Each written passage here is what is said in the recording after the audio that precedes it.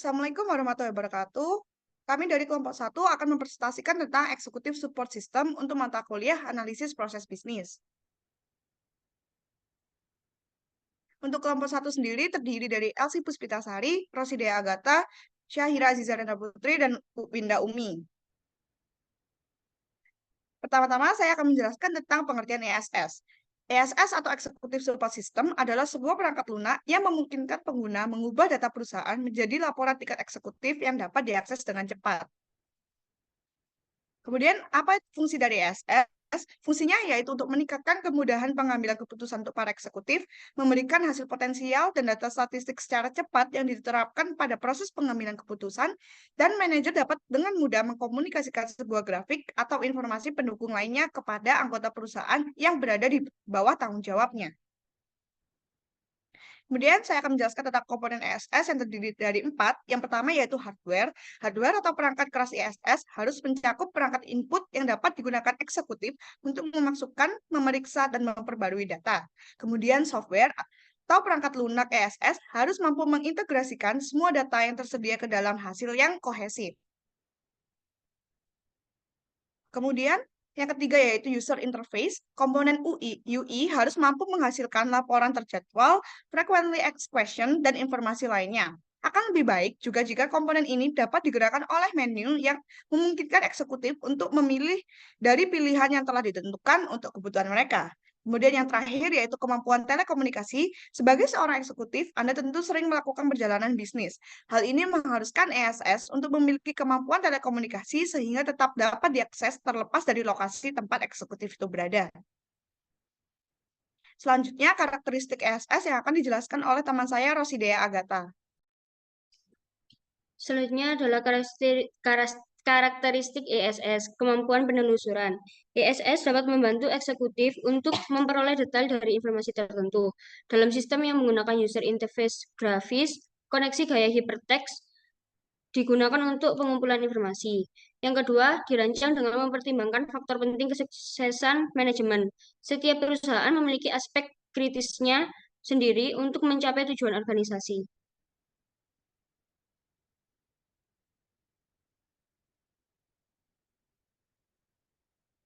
Kemudian yang ketiga, akses status, analisis tren, dan pelaporan pengecualian.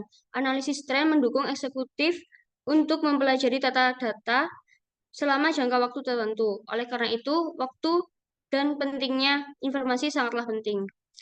Kemudian, analisis yang dipersonalisasi. Built-in function digunakan untuk memeriksa apakah ada situasi bermasalah di ESS.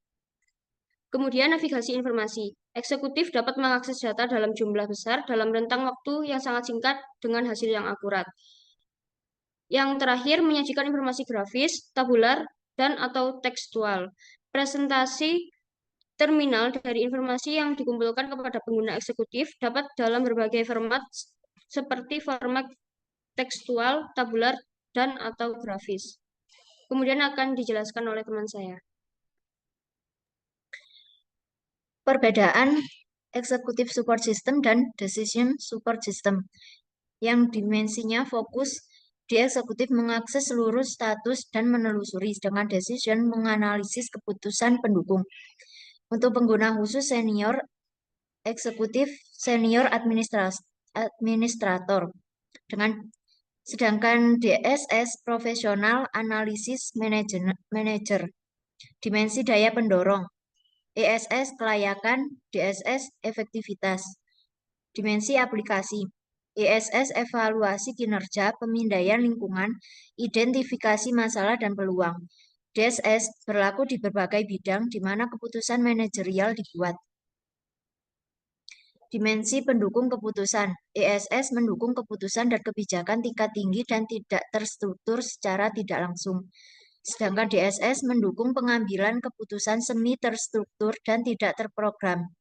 Keputusan ADHUC, dan lain-lain. Dimensi jenis informasi. ESS informasi pendukung situasi tertentu, pesaing, lingkungan eksternal, laporan terjadwal, dan permintaan pada operasi internal.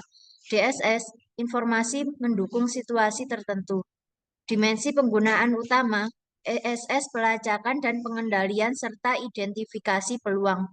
DSS perencanaan, pengorganisasian, staf dan pengendalian. Selanjutnya akan dijelaskan oleh teman saya.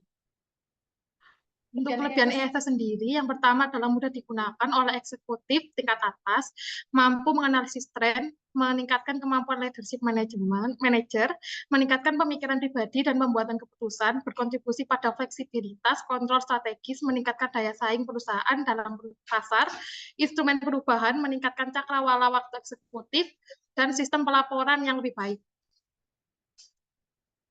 Untuk kekurangan ESS sendiri, terdapat fungsi terbatas di mana ESS tidak dapat melakukan kalkulasi yang kompleks, sulit untuk mengukur keuntungan, eksekutif mungkin menghadapi informasi yang terlalu banyak, sistem dapat menjadi lambat dan sulit dikelola, sulit dalam menyimpan data saat ini, dapat menyebabkan data yang kurang andal dan tidak aman, biaya yang terlalu besar untuk bahan kecil.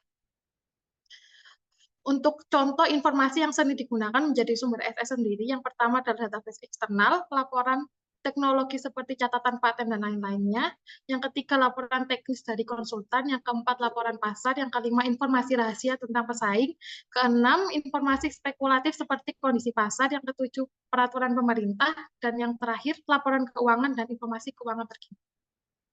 Sekian dari kelompok kami. Assalamualaikum warahmatullahi wabarakatuh.